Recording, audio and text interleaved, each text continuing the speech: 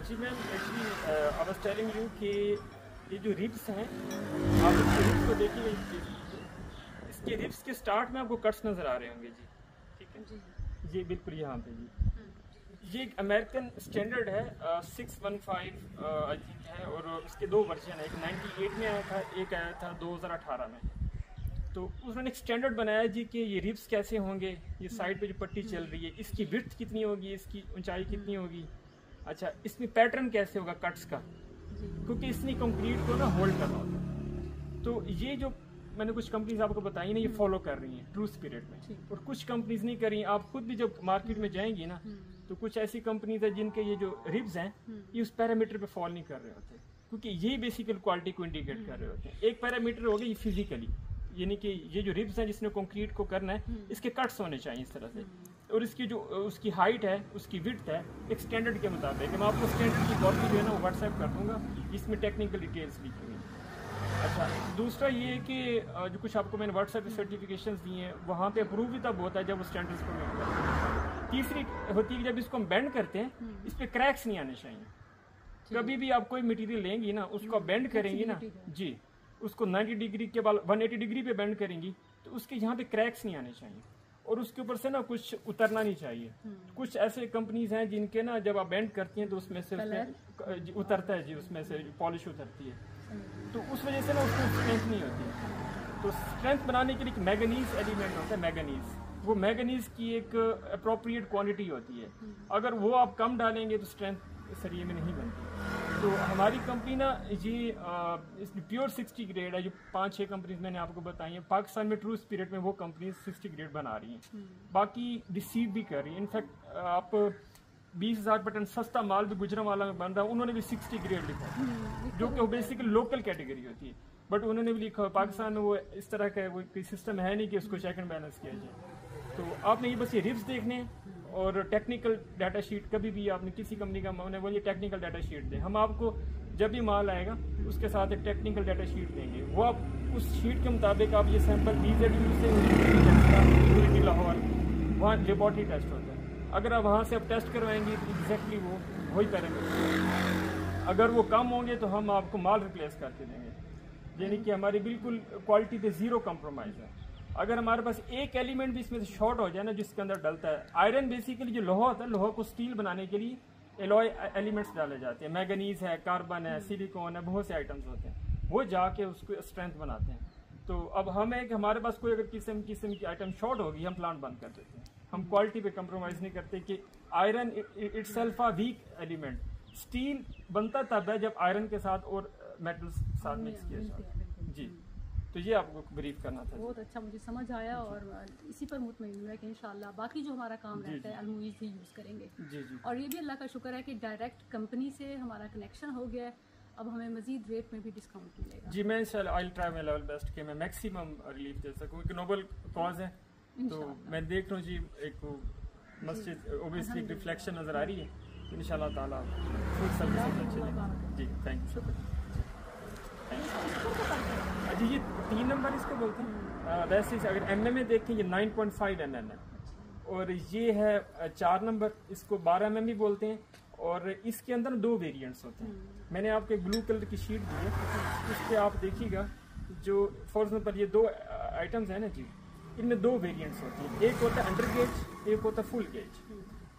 Under gauge होता है 9.5 mm और फुल गेज होता है 10 mm, इसकी मैं बात कर रहा हूँ, यानी कि 0.5 mm थोड़ा सा थिक होता है। अच्छा, उस वजह से इसका जो वेट होता है, जो अंडर गेज होता है उसका थोड़ा कम होता है, और फुल गेज का ज़्यादा होता है।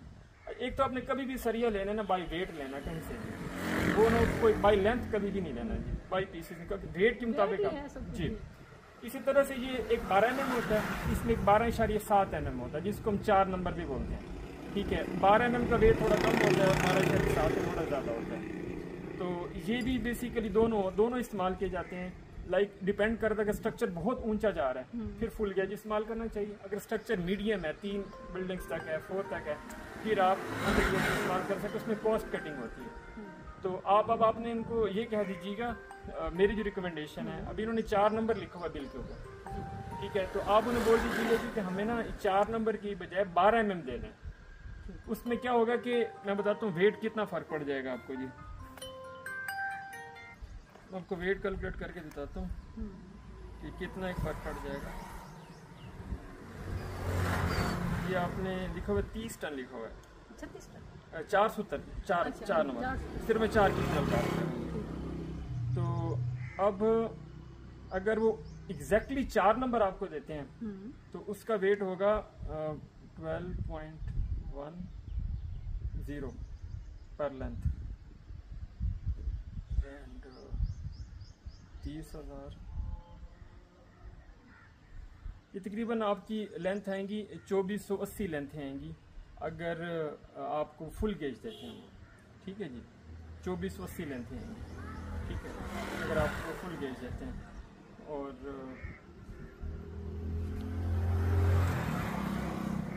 30,000 और उन्हीं पैसों में आपके पास 2762 लेंथें आ सकती हैं अगर आप अंडर गेज लें, यानी कि कम से कम 300 लेंथें एक्स्ट्रा आ सकती हैं उन्हीं पैसों में। सिर्फ क्या है माइनर सा होगा, अगर ये 4 नंबर 4 12.7 है ना वो तो 12 नंबर होगा, स्ट्रेंथ वाइज कोई फर्क नहीं होता। ये आप मुझे ना ये इसका बना दीजिए, मैं उनको व्हाट्सएप कर दूँगी जी। बस एक दे दीजिए, आपको यहीं से भी इंडिकेट कर देते हैं। अब ये देखिए, ये लिखा जी 3 नंबर, ठीक है जी, 3 नंबर, 3 एक नंबर उन्हें अलॉट किए होते हैं। अगर एक्चुअल जो मेजरमेंट होती है ना जी वो mm में होती है, मिलीमीटर, किसी भी ऑब्जेक्ट को मेजर करने के लिए। टेक्निकली 3 नंबर मिलीमीटर विड्थ होती है, ये वाली विड्थ वो है 9.5 mm, ठीक हो गई जी। अब 9.5 mm में एक स्टैंडर्ड है, ये है ASTM 615, अमेरिकन स्टैंडर्ड 615 उसके कोड है। उसके मुताबिक 9.5 mm का 1 फीट में 171 ग्राम वेट आना चाहिए। थोड़ा बहुत वेरी कर सकता है, ज़्यादा नहीं करेगा। और जो 40 फीट की जो लेंथ होगी उसका वेट आना चाहिए 6.84 किलोग्राम, यानी कि ये 1 फीट को हमने 40 से जब मल्टीप्लाई करते हैं तो 6.84 किलोग्राम बन जाता है। यह है 171 ग्राम इस 1 फीट में। अगर 1 फीट में 171 ग्राम है तो 40 फीट में क्या होगा, 40 को मल्टीप्लाई कर देंगे 171 ग्राम में, तो ये आ जाएगा 6.84। अच्छा, अब इसी तरह से इसी के एक सब्स्टिट्यूट प्रोडक्ट है 3 नंबर का, वो है 10 mm, ये लिखो है ये 9.5 mm था, अब ये क्या हो गया जी 10 mm। 10 mm का वेट आता है 1 फीट में 188 ग्राम, इधर था 171 ग्राम तो ये 188 ग्राम जी। अब इसकी जो लेंथ का वेट बनेगा वो बनेगा 7.5 किलो। ये जो एक लेंथ आएगी आपकी वो 7.5 किलो की आएगी और ये आएगी 6.25 किलो की, यानी कि ये थोड़ी वेट वाइज ज़्यादा होगी, बट कवरेज उसने वही करनी है। अगर आपने जैसे इसने जाल बिछाना है इसका भी वही जाल बिछेगा। ऑर्डर में मेंशन जो है वो डेट, आपके ऑर्डर में ये मेंशन है जी 3 नंबर। दूसरा आपके ऑर्डर में 4 नंबर मेंशन है, ये वाला उसका बताइए। वो ये है जी। अगर इसमें वो आपका ये मेंशन है 12.12। अच्छा, नॉर्मली ये होता है जो डीलर हजरात होते हैं 4 नंबर को भी वो अंडर गेज समझ रहे होते हैं, ये मेंशन करना जरूरी होता है।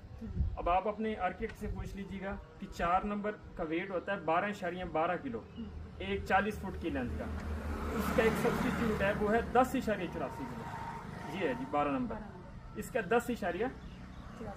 उन्हें बोलिएगा आर्किटेक्ट से जी कि 10.84 किलो की एक लेंथ होती है 40 फीट की।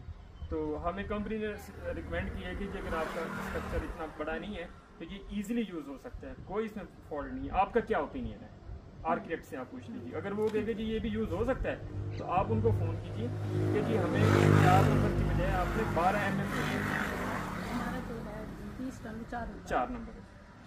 अच्छा, इसी तरह से सबका आप देख लीजिएगा, ये 3 4 5 6 7 8 9 10 11 लिखा हुआ है ना जी, ये इसका mm भी लिखा हुआ है ये वाला, बट सेम इसमें भी mm भी लिखा हुआ है।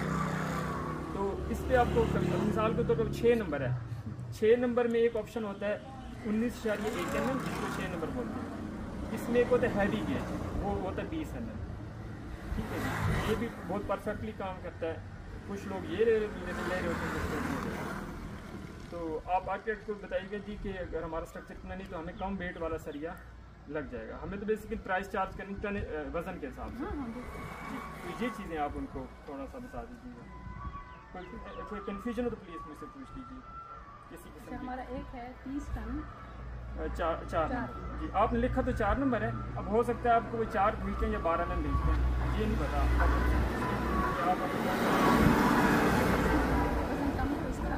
आप वजन नहीं इसका ज़्यादा है 4 का जी, 12 नंबर ये 10 इसका 12.12 किलो है, इसका 10.84।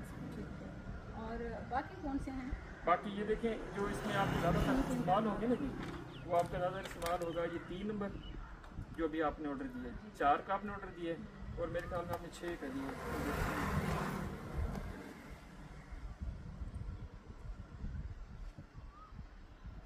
नहीं आपने 3 का नहीं दिया, आपने 4, 6 और 8 का दिया, आपने इसका नहीं दिया जी, ठीक है, आपने 4 का दिए, 6 और 8 का दिए। अच्छा अब 4 में आपने टेक्निकली हैवी का ऑर्डर दिए 12.12 किलो का, 6 का आपने लाइट का ऑर्डर दिया, इसमें हैवी होता है 20 mm, ये देखिए इसमें 19.1 mm लिखा हुआ है, इस इधर 20 भी होता है इसके ऊपर वाला। अच्छा 8 नंबर होता है 25.4 mm, ये भी आपने हैवी का ऑर्डर दिया, और ये 25.4 में से 25 है। हमारे सारे हैवी क्या होता है? आपका जी 4 भी हैवी है, सिर्फ 6 आपका लाइट है, 6 की जगह एक 20 mm भी होता है जी। तो आपका 4 और 8 हैवी है और बाकी ये लाइट है, तो ये आप 4 और 8 को रिप्लेस करवा सकते हैं अगर आप आर्किटेक्ट से मशवरा कर लें, क्योंकि देखिए मैं आर्किटेक्ट नहीं हूँ, मुझे नहीं पता स्ट्रक्चर क्या है, बट मेरी अपनी जो एक्सपर्टीज़ है, अगर बिल्डिंग इतनी बड़ी ऊंची नहीं है तो अंडर के इस्तेमाल होते हैं, कमर्शियली जितने भी बिल्डर बैठते हैं अंडर के इस्तेमाल। अगर किसी बहुत ही बड़े प्रोजेक्ट में माल जाना होता है हाई राइज बिल्डिंग के लिए, तो वो फिर वो फुल गेज को प्रेफरेंस देते हैं जी। थैंक यू सो मच बहुत अच्छा आपने मुझे सारा गाइड किया जी। कोई भी कंफ्यूजन हो आप मुझे प्लीज़